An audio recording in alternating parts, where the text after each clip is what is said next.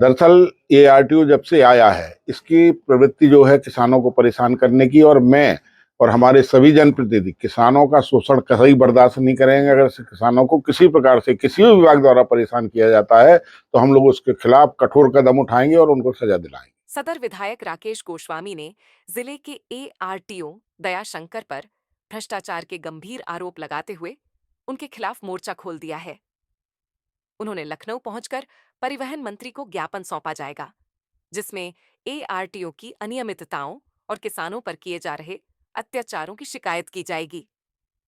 विधायक राकेश गोस्वामी ने बताया कि एआरटीओ ने किसानों के ट्रैक्टरों को बेवजह सीज कर 35 से 50,000 रुपए तक का भारी जुर्माना लगाया है। ये किसान अपनी फसलें बेचने जा रहे थे, लेकिन एआरटीओ की कारगुजारियों के चलते उन्हें भारी आर्थिक नुकसान उठाना पड़ा। इसके साथ ही आरोप है कि जिले में चल रहे ओवरलोड गिट्टी के ट्रकों और अन्य वाहनों से हर महीने मोटी रकम वसूली जा रही है। विधायक ने कहा कि एआरटीओ कार्यालय भ्रष्टाचार का अड्डा बन चुका है। दयाशंकर पर ट्रक ऑपरेटरों और सवारी वाहनों से हर माह अवैध वसूली करने के आरोप भी लगाए गए हैं। उन्होंने कहा कि किसानों और व्यापारियों का शोषण किसी भी कीमत पर बर्दाश्त नहीं किया जाएगा। विधायक ने साफ तौर पर कहा कि ऐसे अधिकारियों पर लगाम लगाने के लिए सख्त कार्रवाई जरूरी है। परिवहन मंत्री को लिखे पत्र में उन्होंने एआरटीओ दयाशंकर की कारगुजारियों की जांच कर कठोर कार्रवाई की मांग की है। बीजेपी के चरखारी विधायक ब्रजभूषण राजपूत ने भी एआरटीओ दयाशंकर के खिलाफ मोर्चा खोलते हुए आरोप लगाया है कि जिले में सवारी वाहनों और ट्रक ऑपरेटरों से अवैध वसूली धड़ल्ले से चल रही है।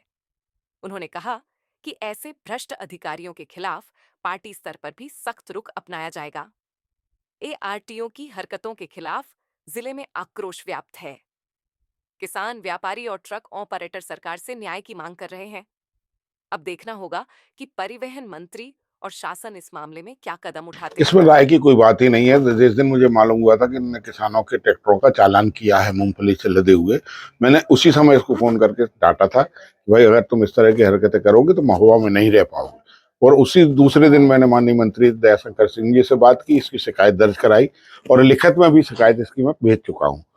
दरअसल ये आरटीओ जब से आया है, इसकी प्रवृत्ति जो है किसानों को परेशान करने की, और मैं और हमारे सभी जनप्रतिनिधि किसानों का शोषण कतई बर्दाश्त नहीं करेंगे। अगर किसानों को किसी प्रकार से किसी भी विभाग द्वारा परेशान किया जाता है तो हम लोग उसके खिलाफ कठोर कदम उठाएंगे और उनको सजा दिलाएंगे।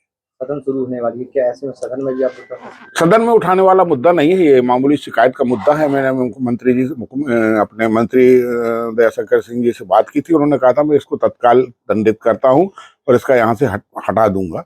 मुझे जरूरत नहीं है, विधानसभा में क्वेश्चन वो उठाए जाते हैं, विपक्ष के लोग उठाते हैं। हम लोगों की जब शिकायत पर ही कार्रवाई हो जाती है तो विधानसभा में क्वेश्चन उठाने का कोई प्रश्न नहीं उठता।